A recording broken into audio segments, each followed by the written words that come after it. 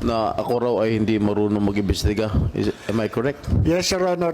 Yun po opinion ko bilang investigador dahil inaasahan ko po inimbita po ako rito as resource person. Alright. At mistula ako na ituring tama na akusado. I will have to respect your opinion, but my track record in investigating here in all public hearings will attest to it. Okay? Now, the second question. Sinabi mo sa isang interview na sayang ang binabayad ng taong bayan sa akin. Yun po yung opinion ko, Your Honor. Dahil doon sa nakikita kong takbo ng...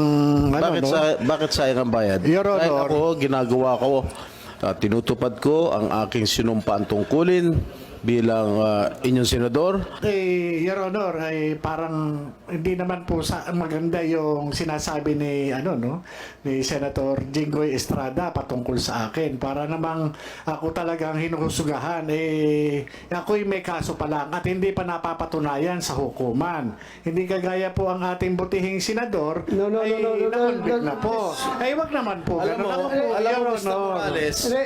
Alam mo, Mr. Morales. Senator Jinggoy, please. Huwag mong pakikalaman yung kaso ko. Problema ko yun. Yung kaso mo ang ayusin mo. Your Honor, ang kaso ko po, Your Honor, hinaharap ko naman po. At ako hindi Order. Please, silence.